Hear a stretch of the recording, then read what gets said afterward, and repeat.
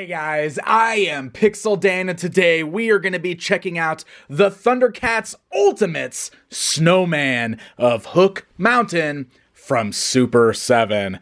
That is right, my friends. We're going to dive into a new wave of these figures. We're going to start with Snowman because I just thought he was so incredibly cool looking. So let's start with the packaging here, where you can see, of course, they come in the same style window boxes with the removable slip cover. Got that great embossed ThunderCats logo there. And this box is huge. It's a little bit bigger than the rest of the boxes in this wave because Snowman is such a gigantic figure. You can see how he's completely filling out that window box there. You could also see his accessories on the inside as well. The back of this features some artwork of the character, which is incredibly cool, as well as a bio down underneath that. So beautiful packaging, but of course, we're gonna open this guy up and we're gonna get a closer look at him. All right, we got our Snowman outside of the packaging, and this is one big chunky boy right here. So if I bring in the tape measure, you can see that the figure stands right at about 8 inches tall, but also, like, look at how big this figure is. I mean, you can see my hand in here with this guy. He is big and bulky, and he's got quite a bit of weight to him. I mean, this is a solid, big, chunky figure. I love it. I love it. I'm really, really happy with the overall size to it. Just to kind of show you guys, here he is standing alongside Lion-O, so you can see he's quite a bit taller, but also beefier, as I mentioned. Just, you know, really big scale difference between them there. But as he should be much bigger than Lion-O. Also wanted to show him alongside some other different action figure lines, just for a good scale comparison there, so you can see what to expect with this figure.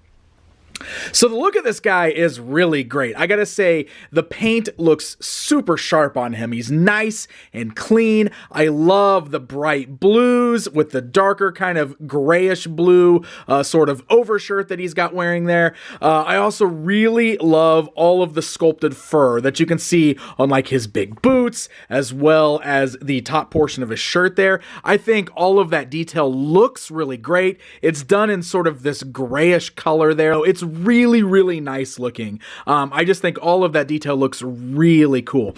And then looking at the face there, I think it's a really great interpretation of the character as he appeared in the animation. Really great sculpt there. Definitely looks like one of those awesome Four Horsemen Studios traditional sculpts. You know, I love the details of the fur, like the big mustache and beard type look of his walrus-like face. Just really, really nice looking all around. So I think it's a very great looking toy. Now, as far as the articulation goes, we got to show this off, but one of the things I want to talk about right out the gate, like, while this figure does feel solid and hefty and everything, mine does still suffer from the loose hips. I mean, you can see how wobbly the legs are there, and this is really something I feel like I've experienced with a lot of the Ultimates figures from Super7. It's like that one piece that they're just not nailing yet. I don't know. I've had this problem quite a bit because all the rest of the articulation feels really good. But it's a bit unfortunate that these are just this wobbly. I always worry about that when you have big, like, heavy figures like a character like this, because you don't want that to wear out and then them, you know, end up tipping forward while they're standing on your shelf because they're buckling under the pressure of their own weight. Now, the good thing is that the knees feel super solid and the ankles are even tighter than that. So the knees and the ankles are definitely going to do a great job of keeping him standing. But those hips do feel a little too wobbly. Like, you can see just how loose that leg there, that left leg specifically, very loose on mine. I mean, we got the whole bobble thing going on there, and that is not something I am a fan of. So let's take a look at the rest of the articulation here. So the head is on a ball joint. Obviously, the way this guy is sculpted, the movement's going to be a little bit hindered there. You know, he's got like the long fur, kind of long head there, but you can still turn the head left, right, and kind of look up and down. Not huge range of movement there. The arms still go out to the sides. This is a softer, pliable plastic, this fur piece here. So it doesn't really get in the way of the arm movement. You can still move the arms outwards, forwards, backwards, good range of motion there. The elbows swivel there. This is actually pretty nice because like this sleeve does a pretty good job of like hiding that joint in there. But you can see he still bends forwards and backwards as well. You can swivel the wrists. You also have the hinges there. These are also interchangeable, so you can pop the hands out of socket there. Like for example, we've got the open hands, but the figure also comes with closed fists. So, you know, he can do some punching. And we've also got gripping hands, which are going to be used for the accessories. In fact, I'll just go ahead and swap out his other open hand there. We'll get that in there. That way we are ready to go. So he does have like a hinge joint here in the torso. So that does allow some minor movement up and down. Now, obviously, this is still very bulky, so that does kind of hinder that movement, but you do get a little bit of a hinge joint there. You could swivel at the waist back and forth. This part right here, the little skirt piece, is also a pliable plastic. Of course, those hips I already showed you. The legs can go outwards, forwards, backwards. You can also swivel up there at the thigh cut, right where the pants sort of balloon out right there, which is really nice. Then you do have knee joints, which are sort of hidden under the fur, which is pretty cool. You can also swivel there at the knees, and then those ankles, I showed you, have the hinge joints very, very tight, and you can also rock the ankles side to side. So all in all, I do feel like this guy is pretty solid. The articulation is nice, though you're not going to get like crazy dynamic poses out of him, I think, mostly because of just like his stocky build with like, you know, the big fur and the big shirt and everything going on there. You know, aside from the loose hips, the rest of him does feel solid, and so far I'm not having any actual issues standing him up or displaying him on the shelf, so hopefully he will hold out. Hopefully so.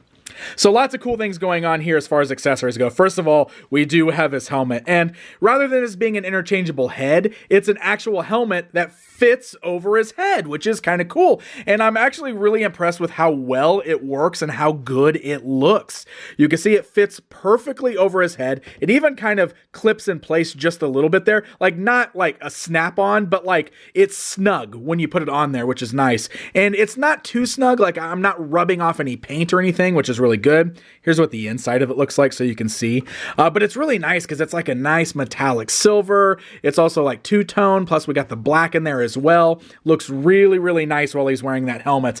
And then we've got his other accessories as well. So first of all, and these might be a little hard to see just because of my white backdrop, he's got very icy weapons. So they're molded in like this sort of foggy, clear, foggy, translucent plastic, which is actually pretty cool looking. So we have like this ice spear. One of the things I want to point out, hopefully you can see it there, but you can see like air bubbles all the way through it, and that's just from the way that the plastic went into the mold.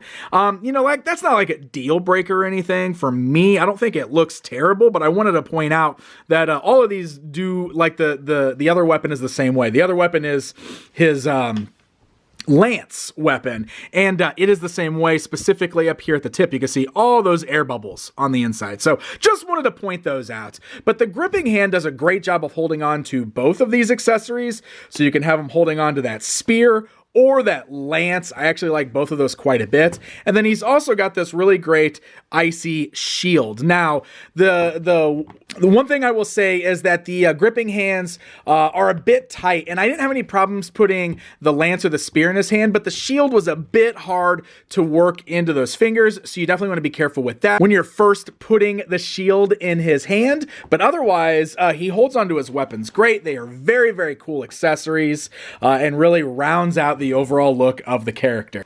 Okay, so this feels like something worth mentioning. I want to give a shout out to my buddy Veebs over at the Fwoosh, because he posted a picture of this pretty quick, and it's genius. It's genius. We all hope that there's going to be an official Snow Meow figure, right? So I'm bringing in the Revelation Battle Cat, the Masters of the Universe Revelation Battle Cat, just because it scales up pretty good. And of course, like, we need like a good proper saddle. The actual saddle that comes with it doesn't fit the Snowman very good, but I mean, look at the scale on this. Like, that actually scales up pretty nicely. So I'm hoping that means Super7 is going to give us an actual Snow Meow at some point, because man, it really does feel like this character needs himself a Snow Meow. Am I right? All right, guys, it's comparison time. Let's go ahead and take a look at this brand new Snowman of Hook Mountain alongside his vintage action figure counterpart from LJN. So you can see the similarities, but also the differences between these two figures. And there you go, my friends. That is a look at the brand new ThunderCats Ultimate Snowman of Hook Mountain. This is a really nice figure pretty much all the way around. I think the only thing I don't like are those loose hips. Otherwise, super solid. Love the scale. Love the heft. The accessories are really, really nice. Fingers crossed for that snow meow to possibly come down the road. So this particular wave is hitting the warehouse at Super7 right now, which means it is going to be shipping if they're not already shipping out to everybody. Special thanks to Super7 for sending this guy over a little bit early so we can get a good look at him outside of the packaging. Thank you guys so very much for watching, and until next time.